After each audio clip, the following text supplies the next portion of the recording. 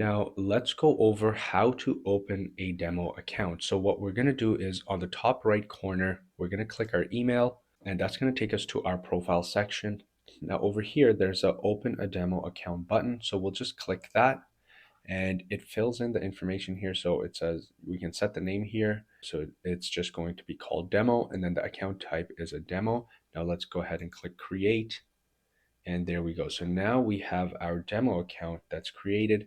It's going to have zero balance, but we can just hit deposit and let's just enter an amount, for example, 100,000, and click submit. And there we go. So now we have funded $100,000 into our demo account. Now let's close out of here. And the way to switch accounts from the live account to the demo account is right here where you see your account number. There's a little drop down menu, so let's click there. I'll just have to refresh. Give me 1 second. All right, perfect. So now under this tab right here, you can see we have both of the accounts. So we have the regular trading USD account, and then we have the demo account. So we'll just click the demo account, and now we are in demo. So what we're going to do is I'm going to show you how to enter the trades. Enter a buy trade, set stop loss, take profit, enter a short position or a sell trade, enter stop loss and take profit.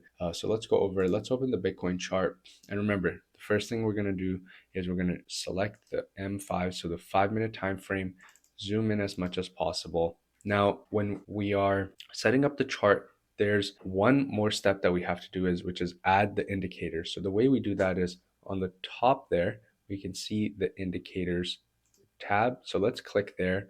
Now we want to add the RSI as well as the parabolic SAR indicator. So the PSAR indicator, it's found in the indicator store. So if you just go there, relative strength index will be under oscillators right here. There we go, relative strength index. And then under trend, we'll be able to find the parabolic SAR right here, the parabolic SAR. So that's if you don't have them already installed to your chart. Now, once you do, you just go to the indicators tab under trend. You'll be able to see parabolic SAR. So let's go ahead and click that.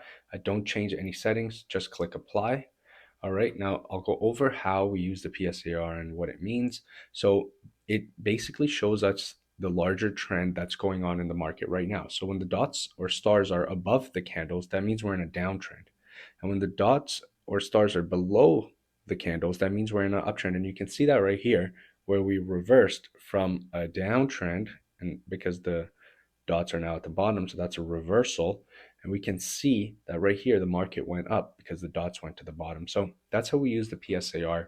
Now, the second indicator we're going to add is going to be the RSI. So it's under the oscillator. So let's add relative strength index, and I don't change any settings. We'll click apply. There we go. So now the RSI on the right side, you'll be able to, if you hover your mouse, you'll be able to see the RSI level. Now the RSI has 2 levels to it. So the 70 level at the top means that the market is overbought. Too much buying has happened. The market has gone up too much. Now over here, we'd be looking at a short position or a sell trade because the market only goes 2 ways. So it either goes up and it goes down. So if it's gone too much up, it's going to have to reverse and come back down.